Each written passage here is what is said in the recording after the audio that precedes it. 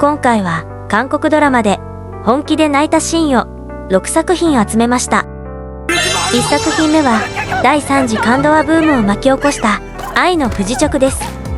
南北の境界線を越えてお互いに駆け寄る2人、撃たれるかもしれない状況なのに、それでも抱きしめ合うリ・ジョンソクとユンセリの姿にオエツキューに涙が止まりませんでした。이제 우리 다시는 못 보나? 평생.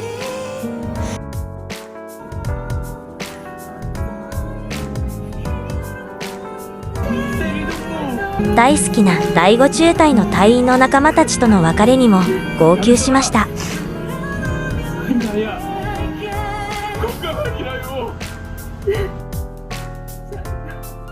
2作品目は星から来たあなたです。最終話に宇宙からお迎えが来て消えていくトミンジュン、最後のチョンソンイへの別れの告白シーン。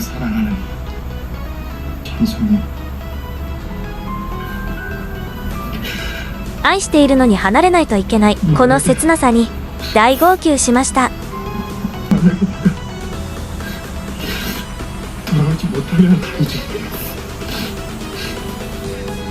振り返るとトミンジュンは消えてしまいました。泣き叫ぶチョンソンイに世界中も私も涙しました。最後に時が止まり現れたトミンジュン、二度と会えないと思っていたからこそ感動しました。3作品目は運命のように君を愛してるです。愛しているからこそあえて別れを告げたイゴン。その直後イゴンを追いかけてきて事故に遭ってしまうミヨン。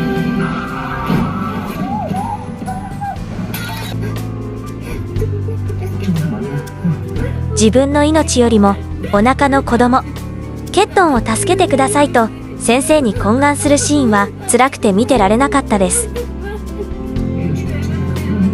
そしてイゴンはミヨンの命を最優先に守った結果、目を覚ました彼女に告げられたのはお腹の子供が亡くなったという現実。受け止めきれないミヨンの絶望と悲しみに涙が止まりませんでした。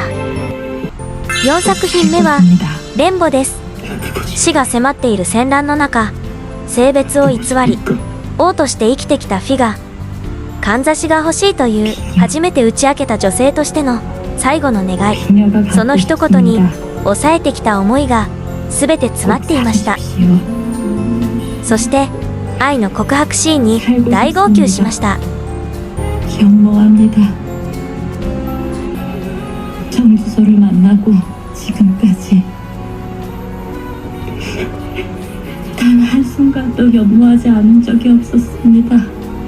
溢れ出した愛に涙が止まりませんでした。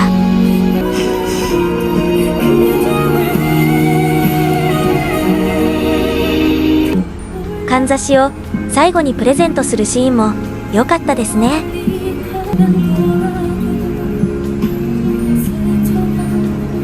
5作品目はお疲れ様です。台風の日に末息子のドンミョンが行方不明になります。突然子供を失ってしまったエッスンとグアンシク。さっきまで一緒にいたはずの息子が冷たい姿で戻ってくる現実に大号泣しました。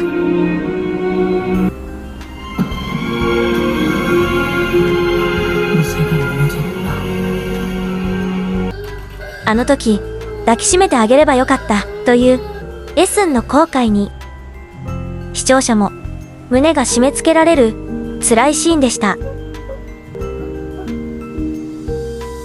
最後に6作品目は個人的に毎話号泣した涙の女王です。礼拝堂でヘインの願い事を見たヒョヌは行方不明の変異を見つけて俺が間違ってたごめんと謝るヒョヌ。ヒョヌの記憶をなくすくらいなら死にたいと願う変異と記憶をなくしても生きていてほしいと願うヒョヌ。このシーンはお互い愛しているからこそ辛いシーンで2人の熱演におえつして泣きました。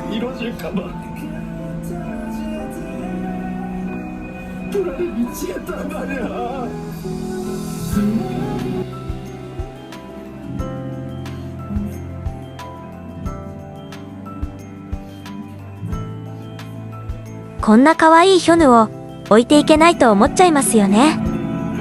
以上で今回は本気で泣いた韓国ドラマ6作品紹介しました。おえつ Q だけに動画を作りながら俳優さんの熱演に再び泣いてしまいました。皆さんの泣いた作品はありましたでしょうか？ぜひコメント欄で教えてください。ご視聴いただきありがとうございました。